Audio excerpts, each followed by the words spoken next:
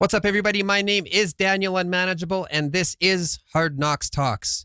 Tonight's show is brought to you in part by Prairie Sky Recovery Center, the Elizabeth Fry Society of Saskatchewan, the Community Addictions Peer Support Association, Stronger Together Canada peer-led support groups by Mom Stop the Harm, the Canadian Research Initiative in Substance Misuse, Quebec Atlantic Node, and Carter's Counseling. Tonight's guest, person in recovery and Campbell practitioner Chris Jordan, is here to talk about how his toxic relationship with substances threw his life into ruin and how plant medicines helped him find his way. And we are going to meet him right after this.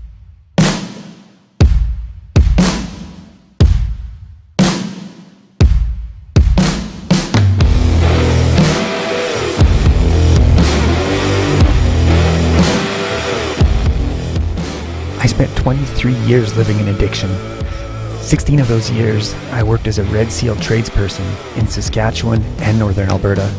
During that time, I made many mistakes and took more than a few hard knocks. I went from tradesman to business owner to hiding from gang members and dumpster diving. But with that lived experience, I've decided to try and make a change. I've dedicated my life to raising awareness and promoting change in the fields of substance use and psychological health and safety. So join me and my guests as we take off the blinders around mental health in our communities and at work and shine a light on what's working and what's not working in the fields of mental health and occupational health and safety. I'm Daniel Unmanageable, and I'll be your host, and this is Hard Knox Talks.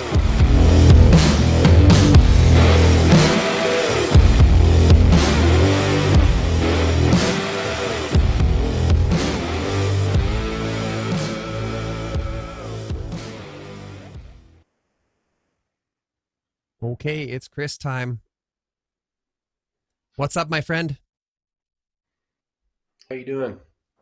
I'm doing well. How are you? I'm good. It's been a challenging week, but I'm getting through it, you know? Mm-hmm.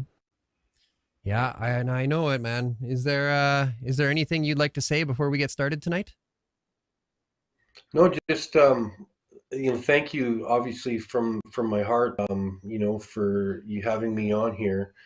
And thank you for you guys do in spreading this message and, having an open mind out of all the ways there is to recover. And I'm just to tell you, you're such a good thing, man. I love tuning in when I can, and yeah.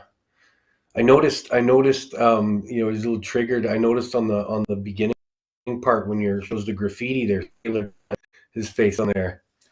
Yeah. And, hey, is there it someone triggered- else? Is there someone else using the internet in your house right now? I don't know, not right now. Is your phone still on Facebook? No, my phone's on. The Wi-Fi's off. Oh, okay.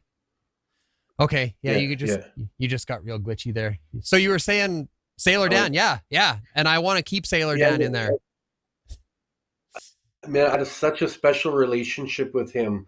I used to have a dispensary in downtown Saskatoon, and he used to come there all the time. And I remember a time when he came in, with his, he came in his bare feet in the wintertime, and I ran home and gave him an old pair of my Air Jordans. And then like a week later, he wasn't wearing them anymore. I'm like, Dan, where are those shoes that I gave you? And he said, man, someone needed them more than me. Such a good heart, that guy. All right, well, let's jump in.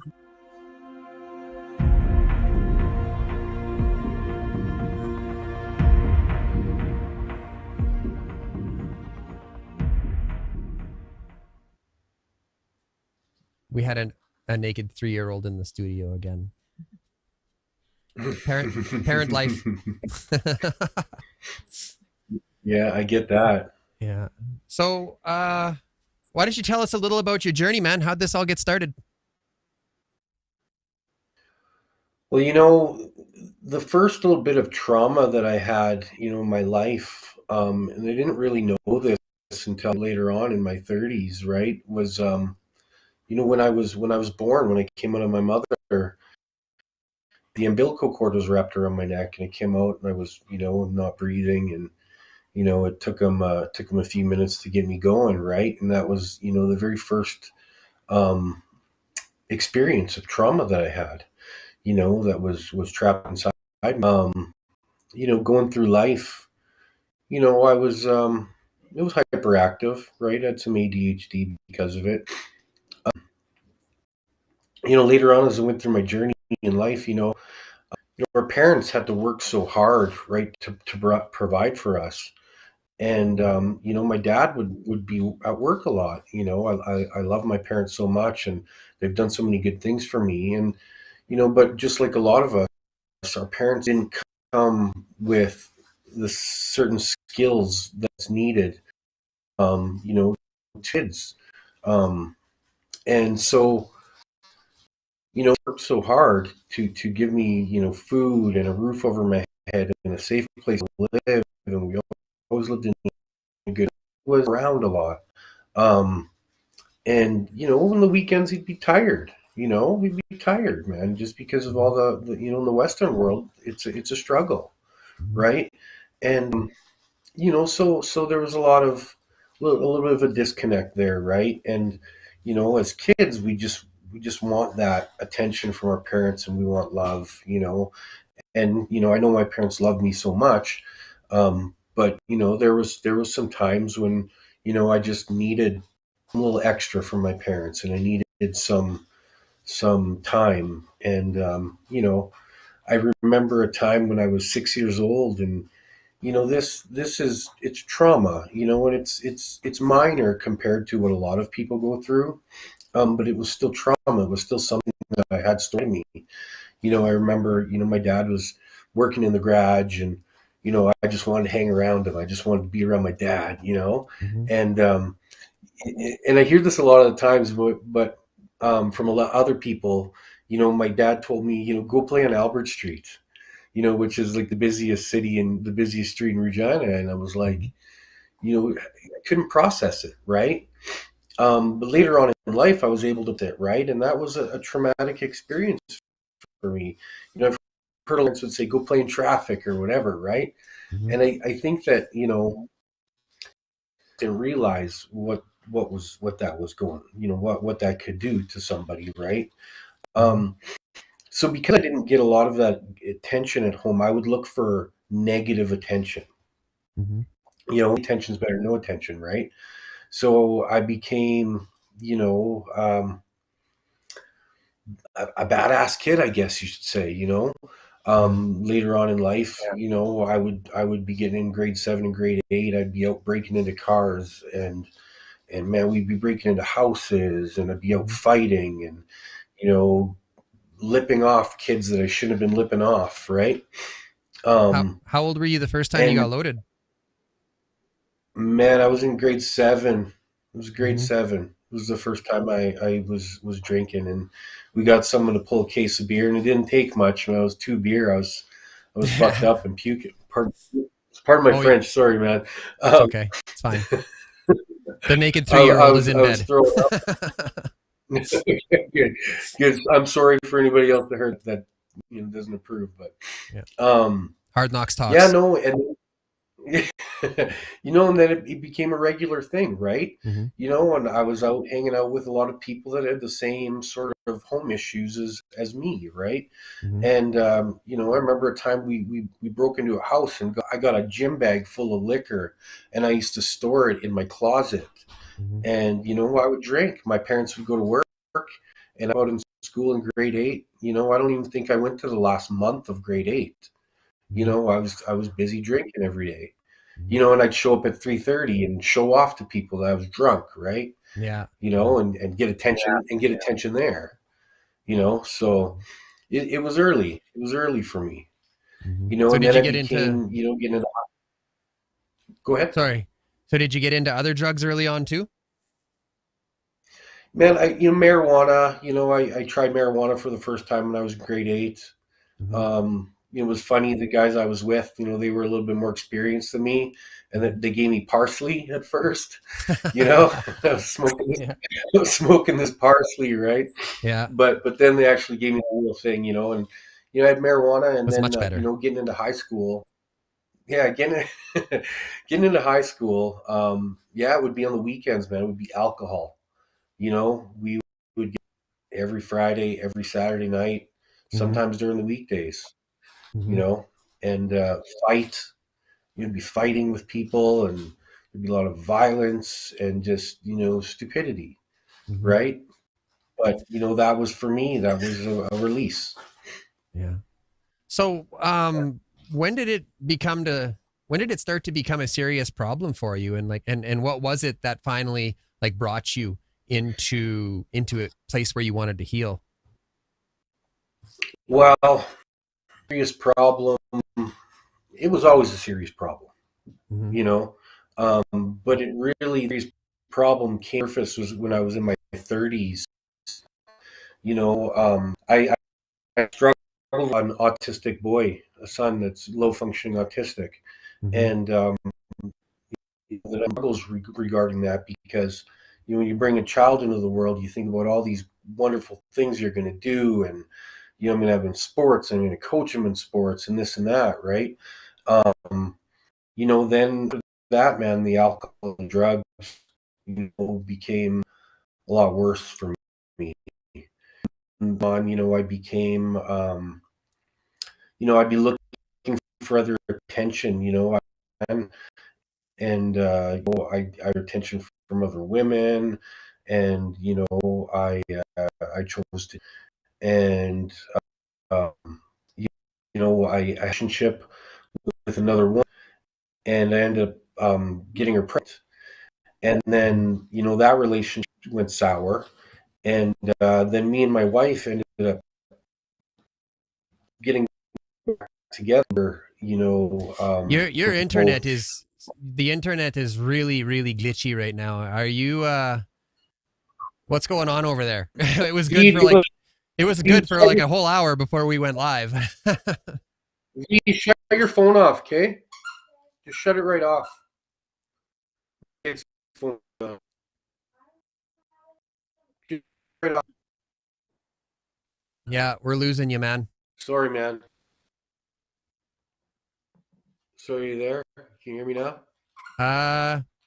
Yeah, I think so. I hope so.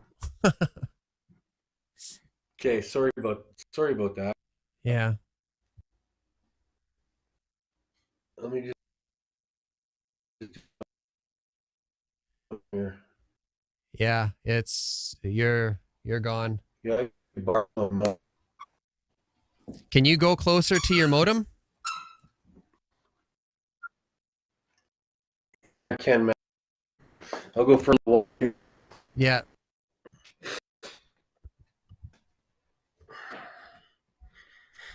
Sorry, we're gonna lose the nice background. That's all right, man. I'm in the kitchen now. We're all good.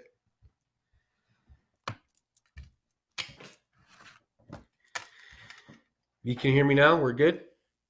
Much better. Grab me. I don't want to say that it's much better, because like knock on wood.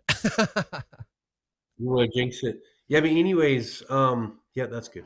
Anyways, you know, I ended up having a kid with another woman, and me and my wife ended up trying to get back together, and then we became, you know, codependents. We went out partying one night.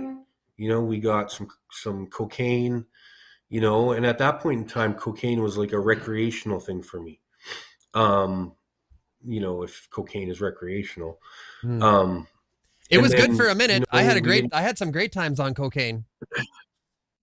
Yeah, and then we ran out, right? And then so I went to get more. I was living in Kelowna. I went to get more, and the guy didn't have any, and he said, "But I do have this," and it was crack. And he taught me how to use it, showed me how to use it, and yeah, man, it was all downhill from there. You know, so we used crack every single day, and at this time I was running you know, a chain of furniture stores. I had like nine stores I was responsible for, so I could work at home, right? Well, you know, I got the job done here and there, but things caught up to me pretty quick. You know, eventually social services came, and they took our son away, and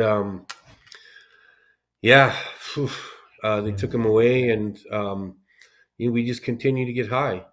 Yeah. And luckily, when they took him away, we got a lawyer, but then it didn't show up in court, you know? Mm-hmm. So, and I can't remember, my ex-wife she probably has more of a memory of this than me, but, somebody was able to contact my parents, who were in Regina, who didn't hear from me for a long time, Mm-hmm. and then my parents and my sister, thank God they came up to Kelowna, to rescue, and get my kid out of the system, because Mm-hmm. if we had one more court date, we were going to lose him to the system. He'd still been there, right? Yeah. Yeah. Um, and luckily, they packed up our house. Her sisters came down. They took her. Her sisters took her to Edmonton, and my parents brought me and my son back to Regina. And yeah, I came back, and then, back when I got into Regina, then I got on the needle. Mm-hmm. And it was years off and on for that. I'd go missing for 3-4 days at a time, just in the hood. I'd go out with my friends to the bar and pretend like, I was all good and everything and was okay, and I'd be drinking. And then at about 12:30, it was a regular thing for me. At about 12:30, I would just go missing. Mm-hmm. I'd take off from my friends. I wouldn't say anything, and I'd go. I had a couple houses in the hood in Regina that I could go to, and I felt comfortable there, Mm-hmm. and it would be days of using, and Just by I'd spend yourself? all my money. Well, me and whoever was in the house, Mm-hmm. whoever was there, right? I would help. I had a job, right? So I'd spend my entire check and, basically, supply everybody kind of thing, right? Mm-hmm.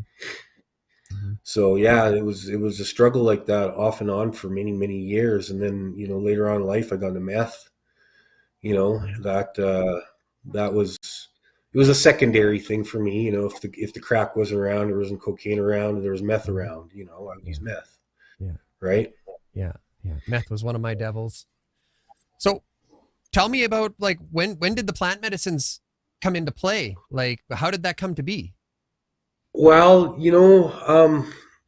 my using, you know, on my own kind of would diminish a little bit. I wasn't using as much. And, I had, my son's autistic, right? So I put a post out about him and having seizures on Facebook. Mm-hmm. And an old friend that I probably didn't hear from for years, um, reached out to me about using CBD for my son.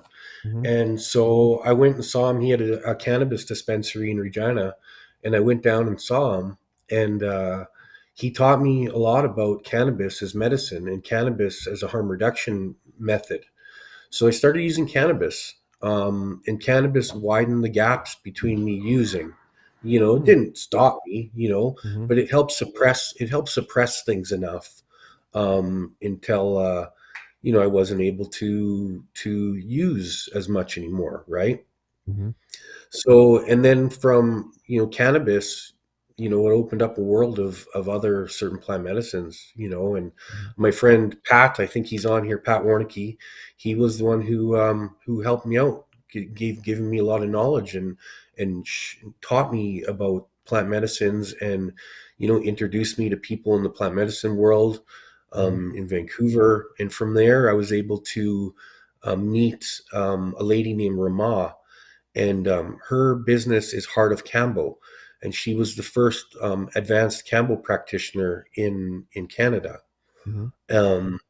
So, I started seeing her, and she would teach me a lot, through the medicine. It would teach me a lot of stuff, Mm-hmm. In between there, I had a boating accident, where I jumped in the water to save my daughter, and thank God, my ex's son went into hero mode, man, and he was able to save me. Basically, a current took me, and I was in the water for about 20 minutes. So I had some rank PTSD for this, from this situation, and we thought, I heard about things like DMT. Mm-hmm. I thought I'd try it. Sure enough, I was able to do DMT, and it was able to um, help me create a different relationship around that accident. And from then, I was able to be around water. I wasn't able to be around So water tell after me, that accident. I got to interrupt you there. create a different relationship around that accident. Can you unpack that for us a little bit? What do you mean by that? Well, like fear, right? I'd fear, and I need to Mm-hmm. get over that fear. The fear, being around even a bathtub, man, I was fearful. Mm-hmm. A shower, I was fearful. I remember me and my ex-girlfriend, we were in Vancouver and we were walking down the dock to go in the water taxi and I almost shit my pants. Mm-hmm. I was so scared, right? Mm-hmm. Um, so it just helped me just accept the situation, accept what happened, and not have fear around water anymore. Me and my daughter went whitewater rafting last year, Mm-hmm. so my fear around water is gone now, but that accident was big for me. And, I'm so thankful that my ex's son saved my life. Mm-hmm. It was life changing. So, sorry, that was your first experience with DMT? That was my first. Well, I think I tried it before, but that was the experience Like first time that actually brought therapeutically? it. Yeah. Well, you know what? It was really, I was using it really just to try it, Mm-hmm. to see what it does. And it Mm-hmm. just took me there. I didn't have any even intentions at that time. And it just was able to, I saw the scene. I saw my daughter in the water. I saw the hills and the trees and the water. And that was just enough. It released it from me. It released those fears around water. Hmm. So did you ever try like meetings, like 12-step groups or anything like that in your early recovery? Absolutely. Yeah. Mm-hmm. I went into the day program at the Regina Addiction Center, I believe 3 times. It was a 28-day day program. And Mm-hmm. I went to meetings, NA and AA. And I liked like the meetings. I liked going there. I always felt really good after I left the meetings. Mm-hmm. The one thing that I had a hard time with the meetings that really I felt defeated was identifying myself as an addict Mm-hmm. or identifying myself as an alcoholic, right? Yeah. So it's like it created something in my mind that, that didn't help me. It hurt me. I know it's different for everybody, but for me it was something that I struggled with, right? Yeah. So now, because of the use of plant medicines, and my Campbell practitioner Ramah taught me this, is like, you're not an addict, you're not an alcoholic, you're human, Mm-hmm. and People first. because when we identify with some of those things, the words create a chemical response in our brain, Mm-hmm. right? So I wasn't strong enough to overcome that, and I just needed more work. It's something that I've been grappling with too recently is everything around words, right? I'm such a forward facing thing, and the words are changing, right? And more and more it's making sense to me, that these words that we use, like addict, like clean time, these things that they have a stigma attached to them. So I can really relate with what you're saying there. Yeah, Um, I used to always identify myself as like my depression or my ADHD mhm, or my anxiety, right? mhm, And when I stopped identifying those and owning them and keeping them in me, mhm, other than it was the ADHD that I'm challenged with, or that I've struggled with in the past, or depression that I've challenged with or I've struggled with in the past, right? mhm. So I just changing it a little bit made a big difference for me. Yeah. So tell us a bit more about your experiences with Campbell. What was that like?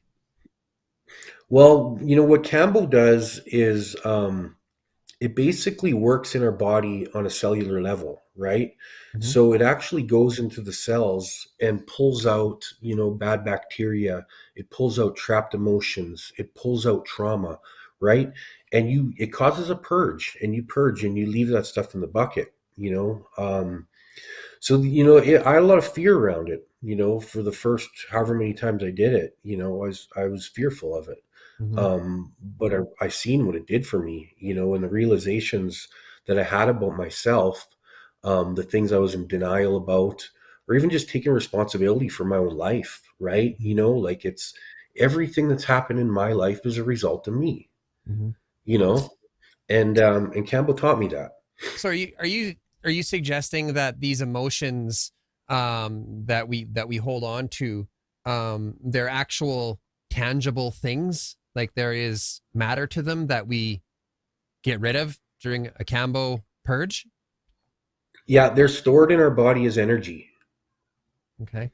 Yeah, they're stored in our body as energy, and that energy affects us.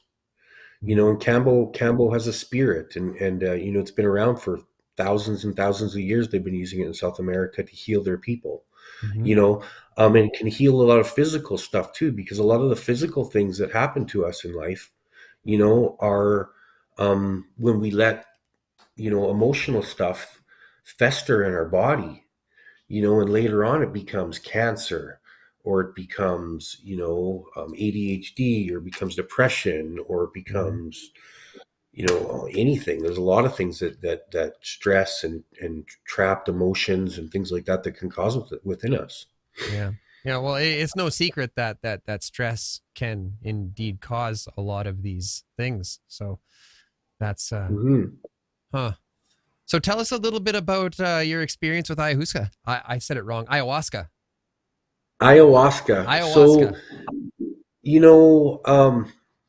I've been doing ayahuasca for the last year. I've drank ayahuasca 15 times now.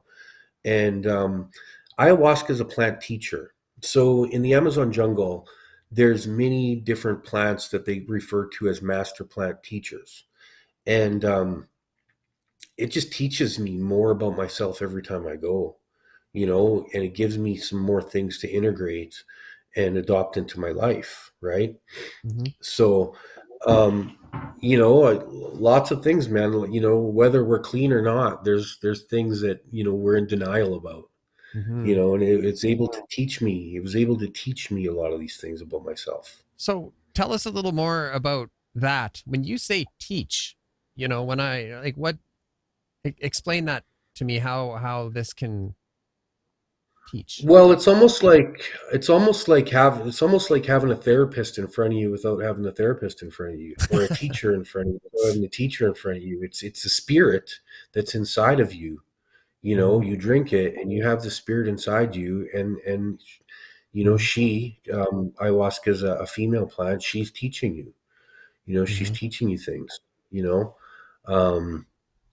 Yeah, man. There's a lot about like self-love or worthiness or whatever, and sometimes she'll take you back into, places in your life where, you lost self-love, or you lost the ability to feel worthy, and she'll show you these things. And sometimes, she gives you the opportunity to give yourself a hug, as a child, when you needed some stuff that you didn't get as a child. We've got a couple of we got Jenna Dunbar saying Mother Ayahuasca, and we've got Leah Jordan. Thanks for the comment, Leah. Leah says, I could never have believed that taking part in a ceremony could make such an impact on so many ways in my life. Almost indescribable. So Leah's my ex-wife.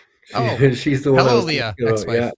Yeah. So she's the one that I have my beautiful son Hunter. She's the mother. We've got another comment. Such a great mother. Well, that's amazing that she's here tonight and you guys are able to share space and talk good things. Oh yeah, she had an experience with Campbell a couple weeks ago. Donna and I know something about how challenging that can be. Isn't that right, Donna? Yeah.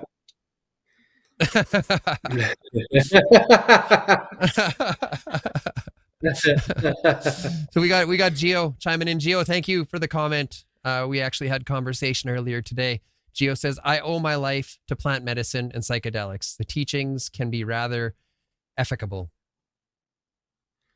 Yeah, man. And sometimes they teach us some hard lessons the hard way, right? And it's like they help us face our fears. Sometimes the medicine will show you some stuff that you don't want to see. And we can cower, we can run from it, or we can face it and smile at it and accept it. We got Sundance chiming in saying ayahuasca is like drinking a consciousness. 100%. Yeah, 100%. So you had some run-ins with ketamine as well. Tell us a bit about your experiences with ketamine. Oh man, so throughout this journey with psychedelics, I was you know um, testing, I should say, just testing different psychedelics, and it became a way to almost bypass. It was like they called the psychonaut bypass, and I was using some of these psychedelic meds to just avoid stuff, to avoid things about myself, to still as a way to run.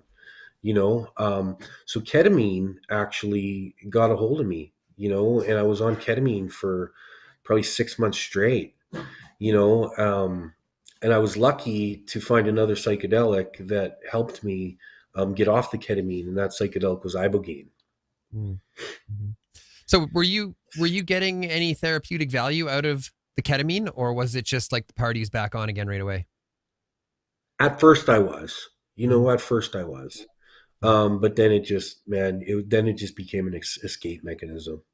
Yeah. you know Yeah. it's a tough one. It's very, very, very addicting.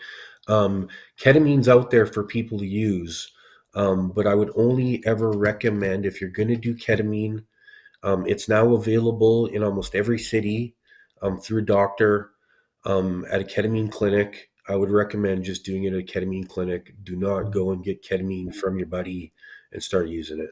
Mm-hmm. Yeah. So Ibogaine helped a lot. So how is ayahuasca and Ibogaine different? Because I mean, you think psychedelics, you think, for someone that's not in the know, you think like, acid or mushrooms or whatever, it's all the same, right? So how are these experiences different? Well, Ibogaine is a lot longer. It's about 23 hours, the trip. So Ibogaine is a root. It comes from Iboga, which is a root from Central Africa, that's harvested by a tribe called the Biwiti tribe. Um, and Ibogaine basically, puts you in a place of total self love.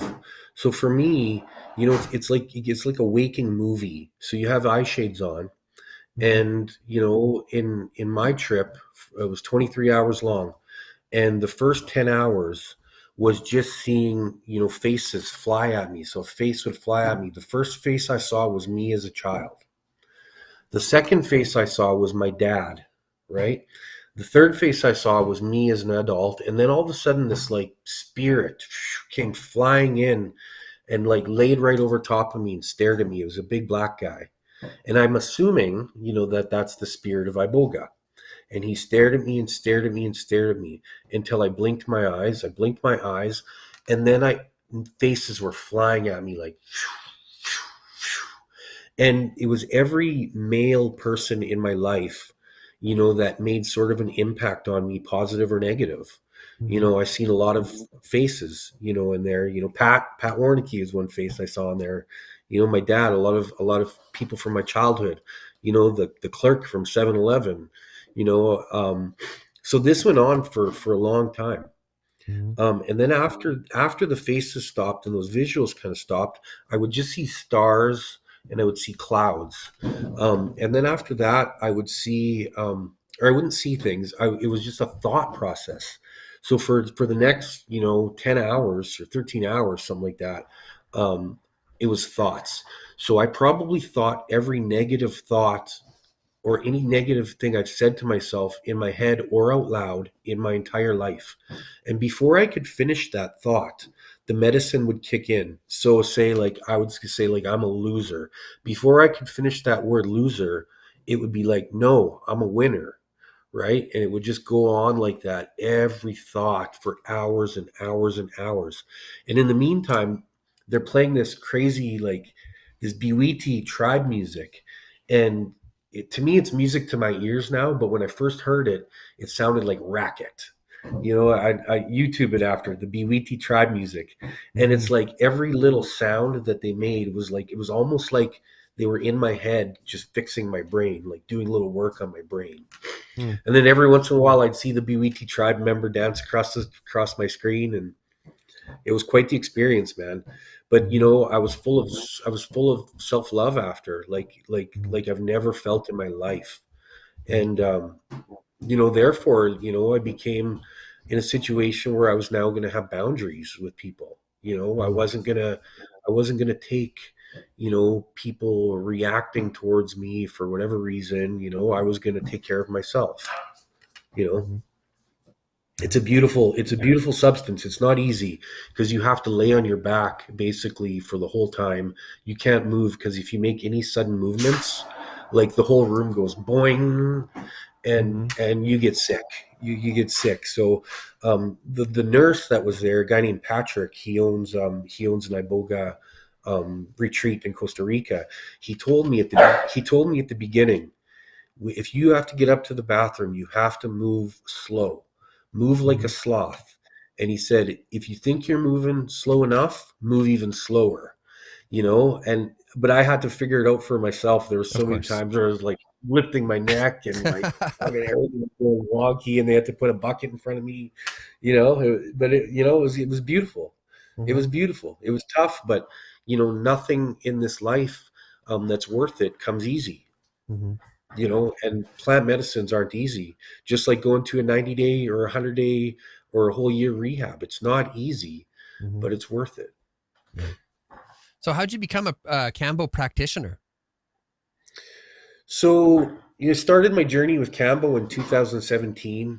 And, you know, I was learning a lot about myself, you know, and I was releasing a lot of trauma and emotional stuff. And, you know, about 3 years in, I just felt a calling, you know, as a spirit. I felt this calling, right? But I still wasn't ready. You know, I still had to do more work. So I continued on my Campbell journey. I'd go to Vancouver or Edmonton or wherever there was a Campbell retreat going on. And I would go and still keep doing work on myself, you know, and I noticed that I was growing. And then finally, you know, I said, like, I'm going to answer the call.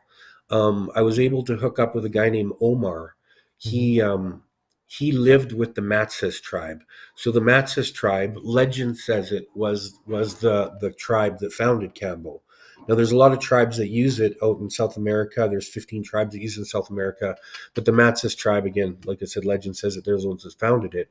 So Omar lived with them for 8 years.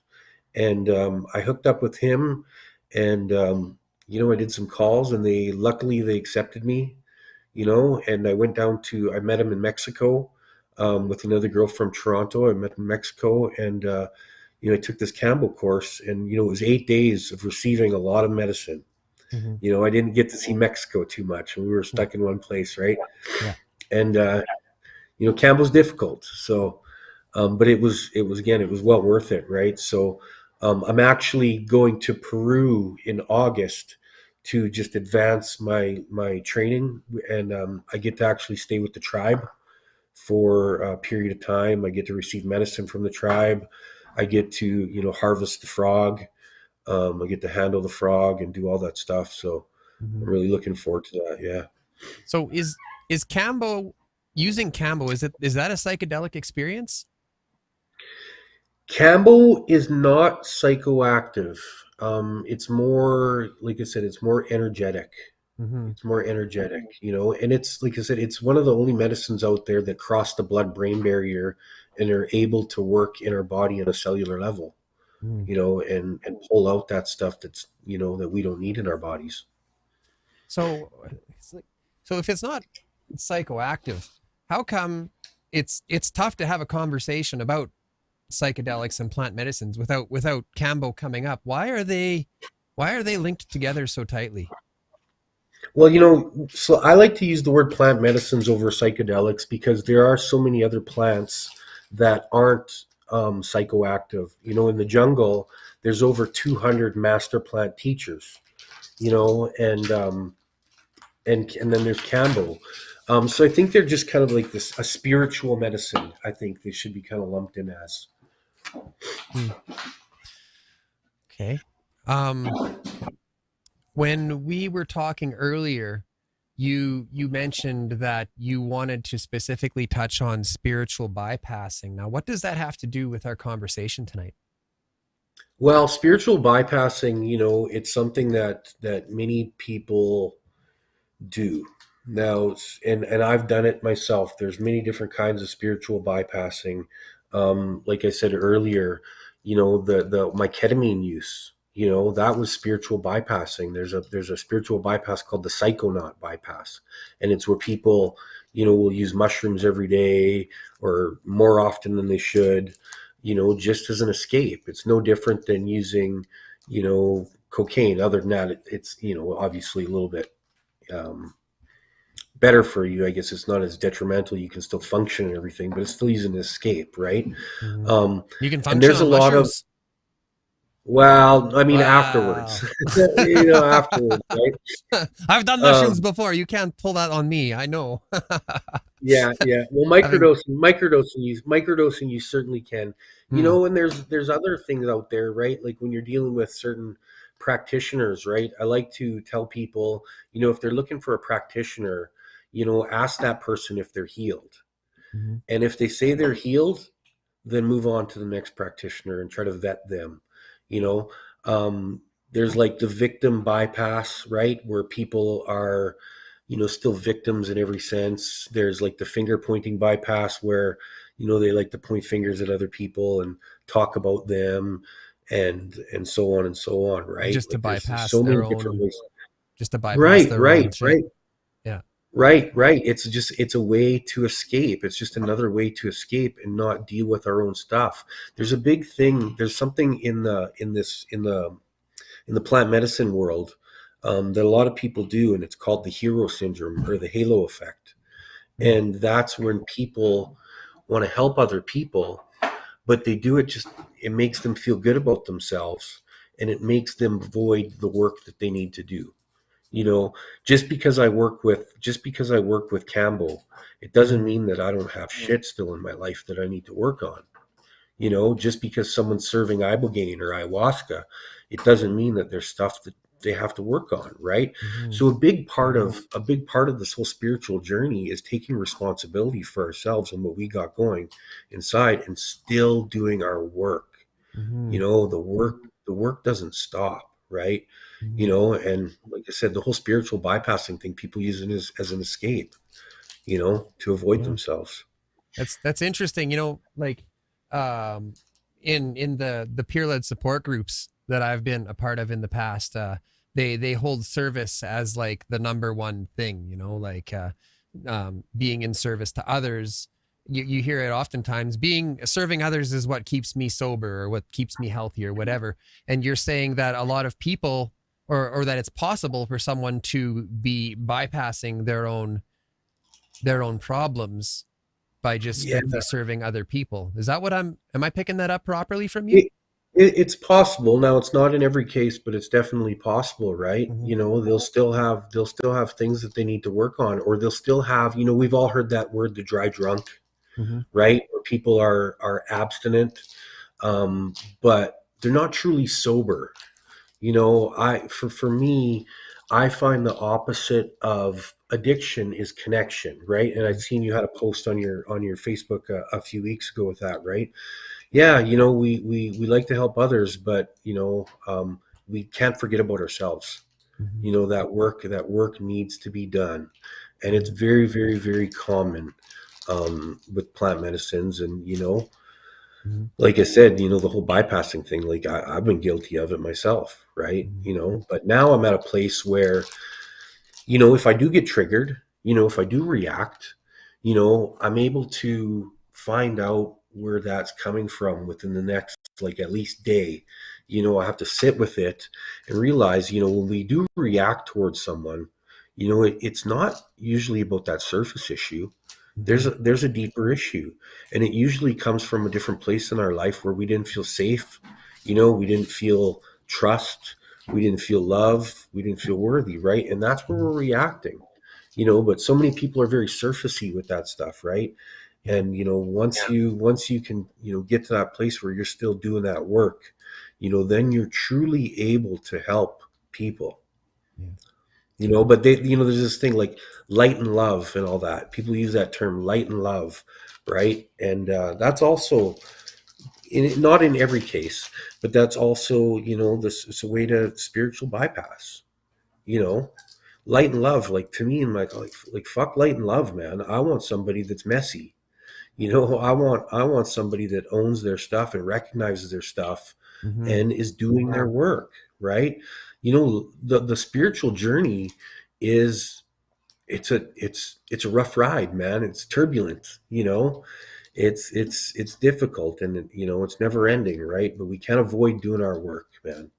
Mm-hmm. We can't avoid doing our work, and there's so many people out there that do avoid doing that work, right? By saying light and love. Well, light and love, it's almost like, and like I said, not for all cases. There are some people that are really in that spot, right? Yeah. But there's many that do that, or dance around their living room and put videos on and act like everything's great, right? Mm-hmm. Mm-hmm. Well, let's take a quick break, and then we'll look at some comments. Anybody's got any comments or questions, get them in the chat now.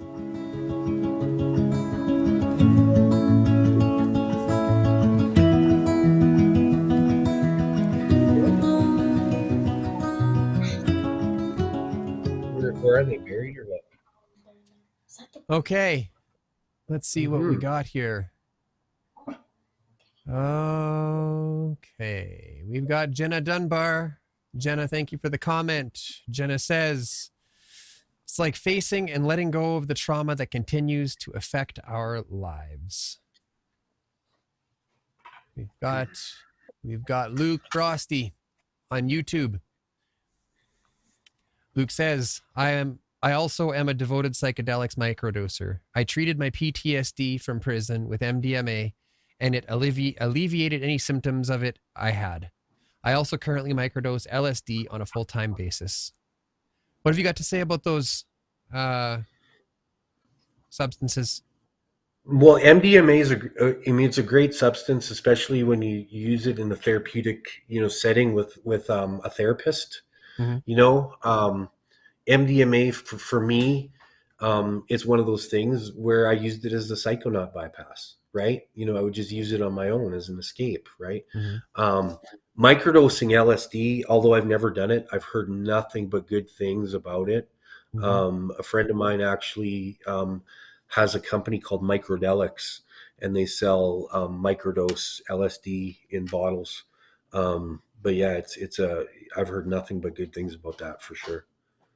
But MDMA is another thing, I recommend, if you're going to do MDMA, do it in a therapeutic setting with a therapist. Got another comment coming in. I hope I say your name properly. Celine says, thank you for sharing, Chris. Every journey is so different. I am glad you found this helpful. Thanks, Lynn. Let's see. We've got Paul chiming in. Paul, thank you for the comment. Paul says, I can tell you've had some true healing, Chris. I can see it in your eyes. I'd love to meet up, old friend. Oh, yeah, Paul. Nice. Hey, Paul. Let's see. We've got Jennifer. Jennifer's chiming in saying, I agree. I vet people on dates to make sure that they are owning their journey. Man, you know what? That's important, right? Like, that's very important, especially when we're bringing other people into our life. It goes to that whole victim thing, right? We meet people and a lot of people are victims in their past relationships. Me now, and although I don't date, but if I was, I want to know what you brought to that relationship, Yeah.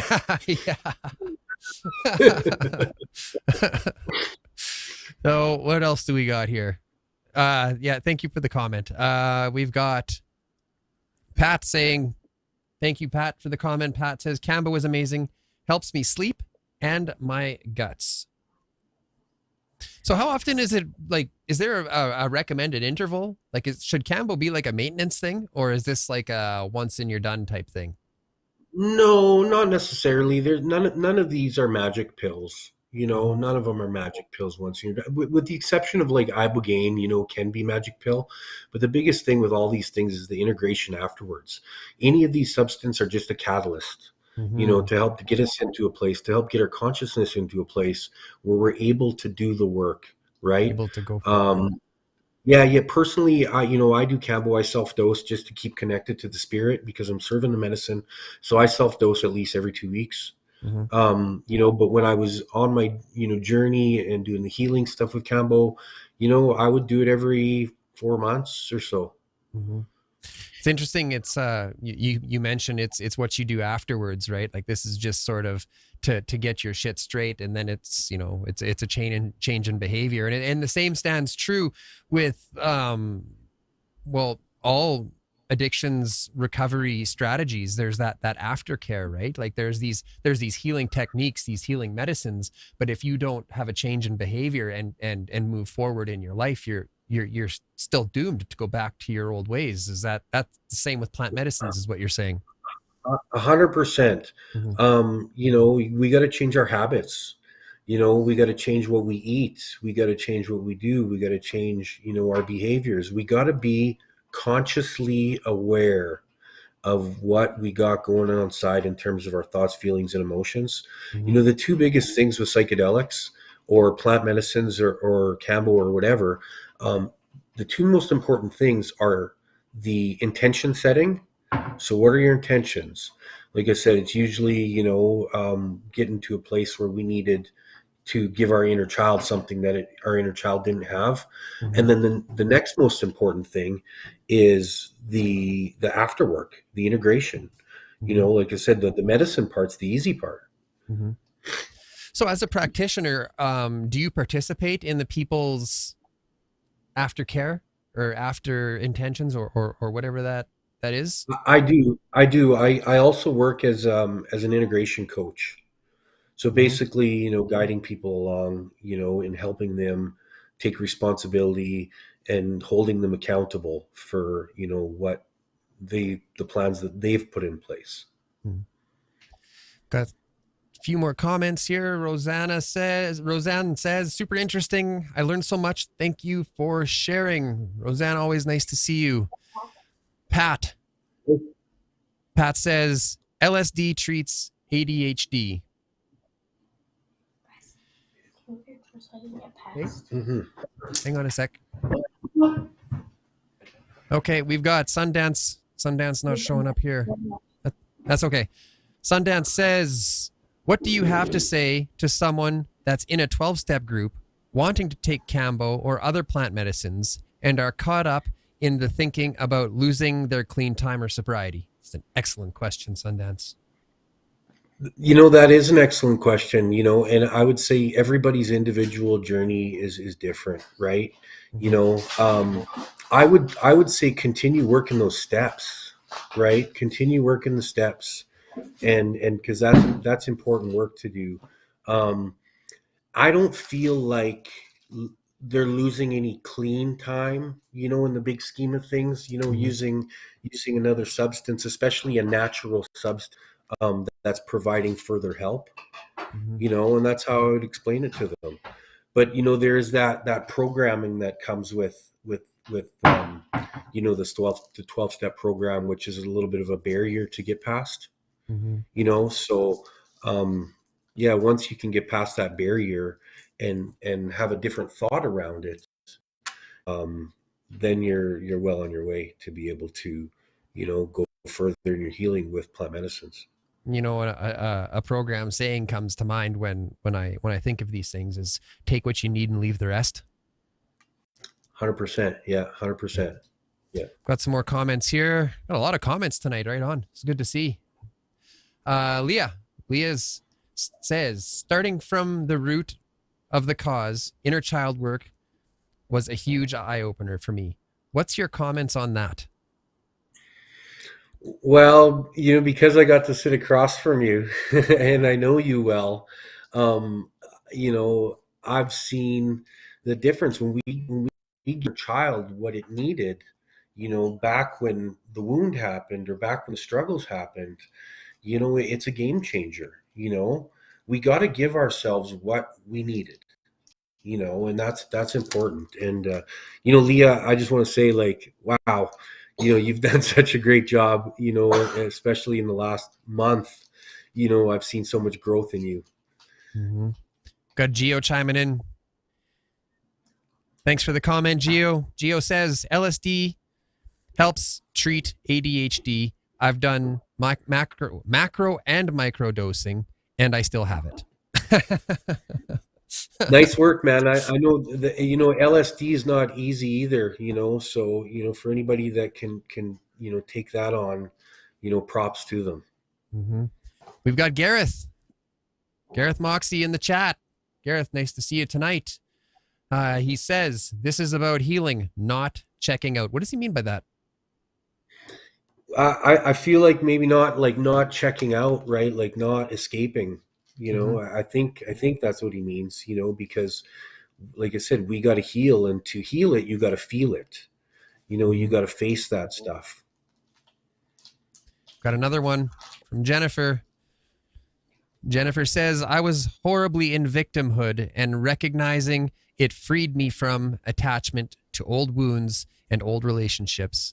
It perpetuates the energy coming back to you in the same person or a new person if you do not stop focusing on it. Focusing on what you do want to make things shift forward. 100% victim most of my life. Once we can get out of the mentality, take responsibility. And I always tell people, taking responsibility is a tough thing, right? Like if I'm out and about and I call some guy in the shopping mall, I call him a name, and he punches me, okay? Am I going to be a victim to that? Nope, because I started. I called him a name. You know what I mean? Mm-hmm. There's it's cause and effect. There's so many things that we do that can affect the situation that happens with us. And yeah, him punching me wouldn't be right, but that's on him. That's for him to take responsibility for. And I can't do anything about that, and sometimes it's tough, man. It's a victim's world, and we want to maintain in that victim. And when we stay in that victim way, we're just holding ourselves back. Mm-hmm. We've got an interesting question coming in here from Joshua. Joshua, thanks for the comment. Question. Joshua asks, have the plants taught you about humor? I've had experiences where I was taught not to take things so seriously, which makes sense when you burn yourself out on the healing journey. Yeah, man. They have taught me to not take things so seriously. Really things I can brush things off easy. And make light of a lot of things. Mm-hmm. Make light of a lot of things. There's so many stupid things. So many.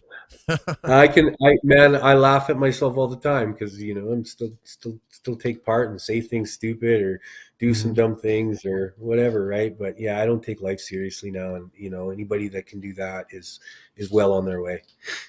Got another comment from Dion. Dion, always nice to see you. Dion says, I have learned so much in a short time. I will definitely be checking out the services you offer. Thanks, Dion. What else do we got here? We've got Kelly. Kelly, thanks for the comment. Kelly says, inner child healing work was what helped me on my healing journey. It was hard as fuck, but necessary for my healing. One of the most difficult things that we got to do, but one of the most rewarding. We've got Jennifer with a question.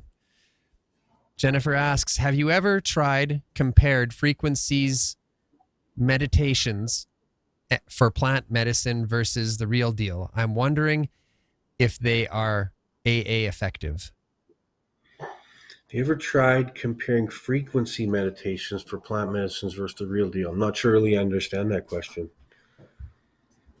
What do you think? I was hoping he understood. We're not sure.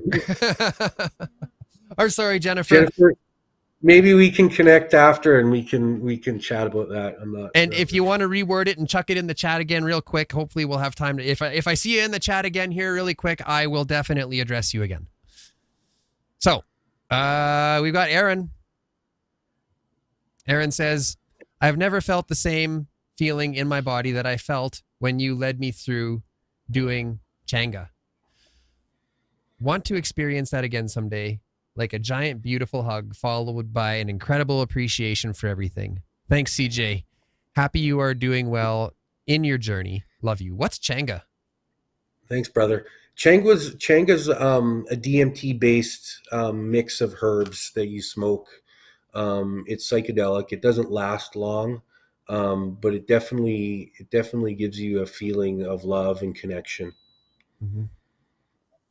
We've got Bonita. Bonita, nice to see you. Bonita says, so it's understanding plant medicine is not the same as taking a drug to get high or escape a current reality. Even people in AA can learn about alternative ways to help stick to an amazing program. Yeah, you know what? Like I mentioned earlier, there are some, taking plant medicines that are a way to escape reality. If you're not doing it with intention, there's a different energy that comes from these medicines that when we work with them with intention in a ceremonial sense, other than just taking them at home or, just with our friends, right? But yeah, no, I agree. Like the whole AA and NA stuff, I did a talk or a question and answer period after the movie Dosed once in Regina. And there were some people in the back row that, were like, this is the same thing. You're just taking another drug. Right. And, it's tough. You can't, some people, you can't change their minds. Right. Mm-hmm. And if it works, if what they're doing is working for them, then like, I am goddamn grateful, Yeah, we need to be open to all different ways to heal. And, in South America, they use these medicines, and in their, I've never been out there. I'm going there in August, to further my Campbell training. So I'm going to get to see firsthand, but, from what I've heard and what I've seen in videos and on pictures, they just seem to be, much happier people. They're more connected than we are in North America, where there's such a disconnect. Geo says, if anyone is having mixed feelings about psychedelics and AA, one of the co-founders of AA wanted LSD to be part of the steps. And then Gareth goes on to say, for good reason. Yeah, you know what? Bill Wilson, one of the founders of AA, and I'm not sure the total story, but from what I heard is he used LSD to kick his alcohol habits. And then apparently that's when he came up with the program. I don't know if that's true or not, but I know. Well, I hope it is. That yeah. I know that. Yeah, that's just the story I heard. But yeah, he used LSD to help himself. So you think so? Well, okay. I was going to say so. One of the teaching plants taught him the steps, but LSD is not really a plant, is it? Well, it's not. It's a chemical, but it's a teacher as well. Mm-hmm.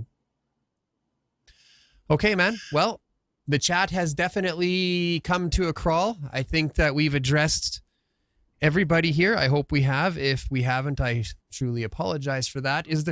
What? Oh, here we go. Jennifer's back. Right on, Jennifer. Jennifer says, frequency meditations can simulate certain effects. For example, I use some that trigger dopamine while I sleep, but I control it to stop before waking up, so it does not promote sleeping in.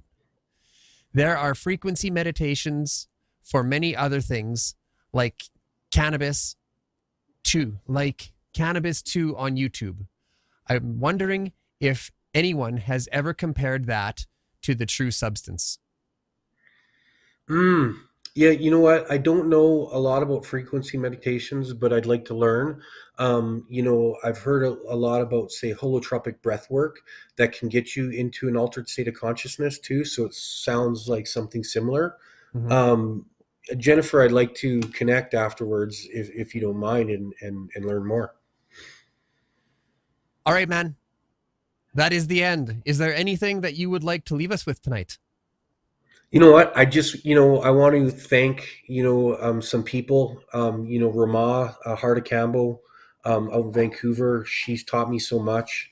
Omar, my Master Campbell teacher from, the United States. He's taught me a lot. Gareth, who's on here, he's been been instrumental in my journey as well. And if anybody wants to reach out to me, they can add me on Facebook. Check out my Facebook page, Healing Hearts Campbell, or the website, which is healingheartscampbell.ca. And Dan, I thank you so much for giving me this format to share my story and talk about plant medicines. And I just want to say thank you for being here and sharing your experience and wisdom with us. And we will let you go. Take care, my friend. Thanks, brother.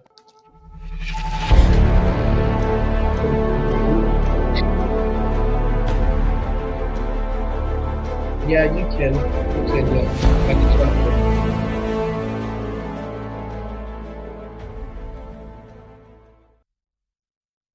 There is power in numbers.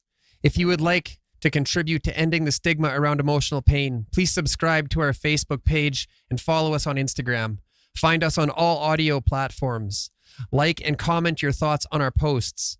Let us come together with our lived and living experience as a resource that has the power to engage new thought processes, to promote new ideas, to broaden the spectrum of care, and to show the world that the lie is dead. We can recover.